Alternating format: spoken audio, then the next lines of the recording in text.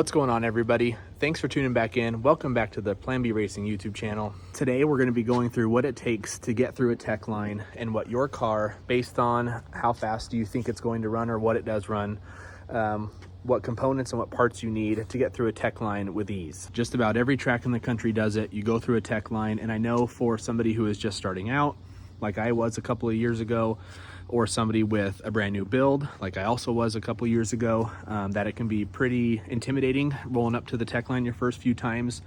You know, you put all this work into the vehicle that you're racing, that you put together over the winter, whatever, hoping you got all your boxes checked out of all the boxes that there are when you build a race car, and you're hoping all of them get checked and you're able to run.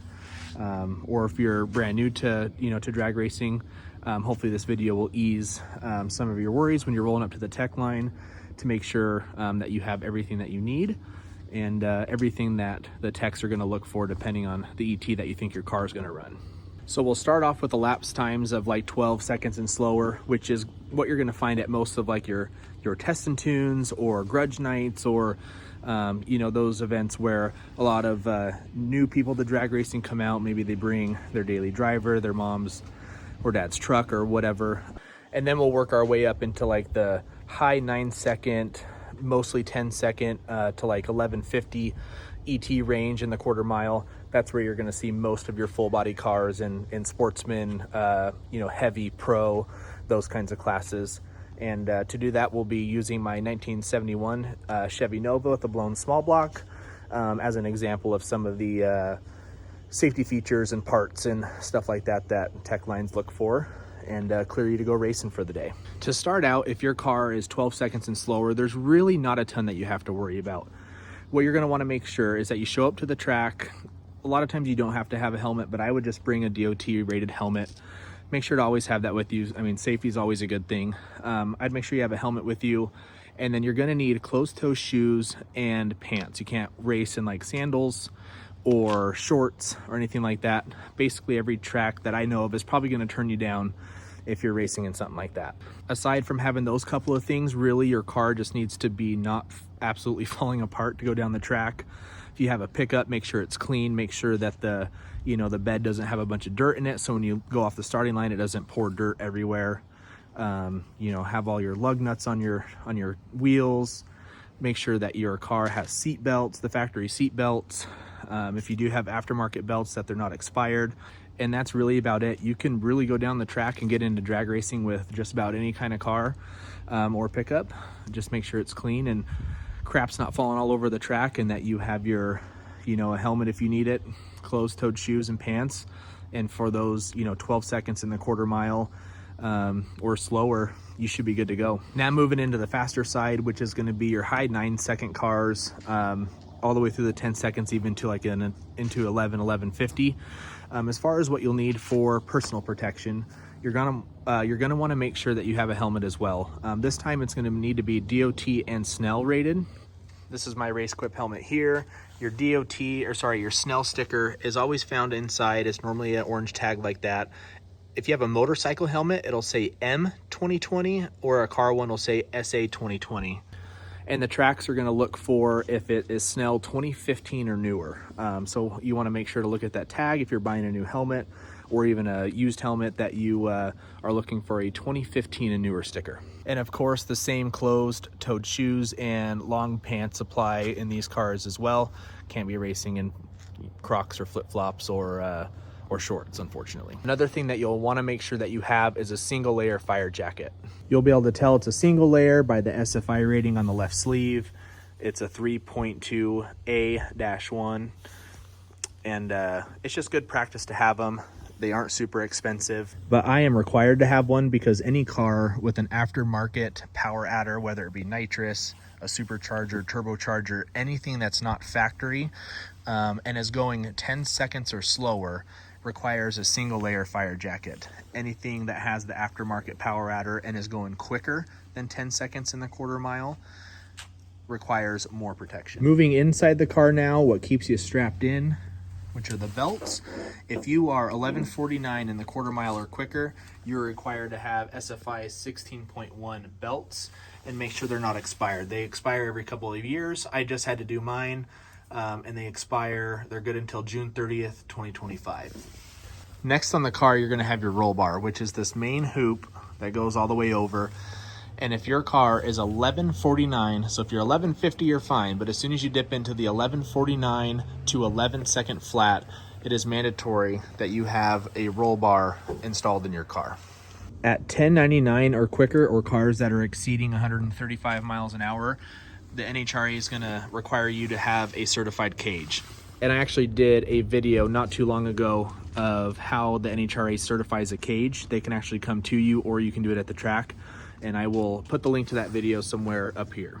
Now remember, I'm using my car as an example, and the rules state in the NHRA rulebook that you can actually get by with just having the roll bar until 10 seconds flat if your floor is not altered, your firewall is not altered, or the body is not altered in any way. And my firewall is completely stock. That hasn't been altered, but my body has. It's back halved. And obviously the floor is not stock as well. So the 1099 rule comes into effect for my car to have a full roll cage. Something that I have in my car that actually isn't required until 999 or faster in the quarter mile is roll bar padding. The track here in Idaho Firebird Raceway has mentioned it to me a few times. I didn't have it for the longest time. But they wanted me to get it just because it's such an easy modification to do. This isn't like a pool noodle or anything like that, but it's also not SFI approved. This is a Moroso brand, I believe, roll bar padding that I put in here, but it's super easy. You just cut it to your length, whatever you need, and zip tie it on. So even though it's not technically required until $9.99 or quicker, it's just an easy modification that you can do, or something that you can add to your car, and that way your helmet, if you do get in a roll or whatever, is not banging off the bar, and you have some padding there. Moving into the engine bay, if your car is going to be going 1099 or quicker in the quarter mile, an SFI 18.1 approved balancer is required. I have one that I got for a really good price. It's a Summit Racing brand. I don't know if you can see the SFI rating on there or not, but ATI also makes a good one. I'm sure there's a few other companies out there that make a good SFI approved balancer, but the Summit Racing one was a good deal. It's approved and it's worked great for me so far. A coolant or water catch can of 16 ounces at the minimum or bigger is required. I have my Mishimoto one mounted right here. Has a drain and stuff on it. A lid that you can see down into if you got any water in there, which I haven't checked in a while. Doesn't look like I do. 16 ounces or bigger. I did say coolant catch can. I know it's not full for everybody, but the track would like you to run water as a coolant if possible, or a water-based coolant. That way if you drop any water onto the track, it evaporates, it's easy to cool up, a lot easier than full coolant. Again, using my car as an example, the NHRA rulebook says any car running an aftermarket supercharger on gasoline is okay to run without having supercharger restraints. Restraints are normally mount to the studs right here, loop over, and then mount on somewhere on the header bolts. That way if this thing blows off, there's some restraints that hold it. But I have been running on 110 race gas, so I haven't had to worry about that. As if you've been following along, you know I am switching over to E85 this winter.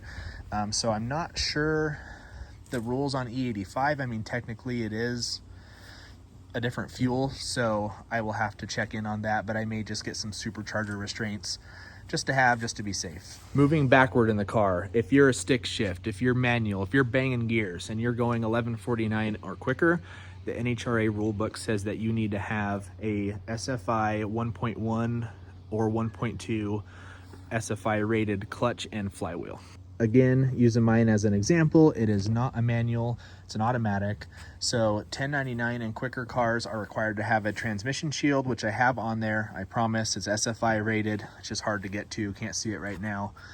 And I also have, I'll have to zoom in, that sticker right there is a flex plate shield. It's an SFI approved flex plate shield, which you don't have to have until you're 999 and quicker, but they're just really easy to do with the transmission shield, and so I put that on as well. They're both TCI branded. Next, moving under the car, a pretty important one, or one that tracks look for. If you're running slicks and your $13.99 and quicker. So, I mean, pretty slow and quicker. See if I can get under here. If I can find it. Right there. A drive shaft hoop is required as well. A drive shaft hoop is not required if you're running street tires, I think, until you're 1150 and quicker. But anything using slicks, if you're $13.99 and quicker, you got to have a drive shaft hoop. As far as brakes go, there's really no rule until you're really quick. If you're $7.99 or quicker, I think it's $4.99 in the 8th and quicker, then you're required to have hydraulic brakes. But you know, most upgrades with rear ends or different suspension, front end and the front, you'll just get hydraulic disc brakes anyway, so that's normally not an issue for most people. Moving around back, if you are 150 miles an hour or quicker in the quarter mile, you're required to have a parachute. Although there are some tracks with really short shutdowns that may require you to use it even if you're at a slower mile per hour. I'm not exactly sure what the 8th mile per hour is, but we aren't close to that yet. Hopefully we will be one day, but we do not have a parachute on my car. The quickest that I've been in this so far is 125, I believe. Moving into the trunk, if you have any batteries back here, they need to be tied down. So make sure that your batteries are tied down. We have 2 of them. And any fuel cells need to have a vent. So they typically like this loop in there too. That way if the car is on its top, all the fuel is not dumping out. So you have to have a vent on it. And the fuel cell or batteries can't be in the cab with you. So if you have a pickup truck, it needs to be in the bed. There just has to be some sort of firewall or layer of protection between the fuel cell and batteries and you in the driver's seat. And that's really about it, guys. Some other little things that I can think of are like a master cutoff switch we have. That's not technically required until $9.99 and quicker. Make sure that you don't have any holes in your firewall that lead into you. For example, this was a big hole that led in there, so we riveted a piece of tin there.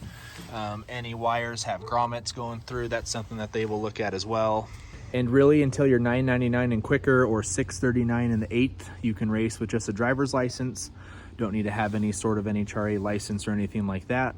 As soon as you get into $9.99 and quicker or advanced ET like dragsters, stuff like that, which we'll cover in another video because that requires a whole nother set and level of protection stuff and pieces of equipment on the cars. You can just race with the driver's license. I hope you guys enjoyed this video. I hope you found some good use out of it. If you did, please drop a comment, drop a like, tell me what cars you guys are running, what tech issues you've ran into, anything like that. And as always, we really appreciate you watching. Thanks for liking, subscribing, supporting the channel. It's been awesome to see it grow. And we're gonna get the Nova started, backed into the garage, and closed up for the night. And as always, we appreciate you watching. We'll catch you in the next video.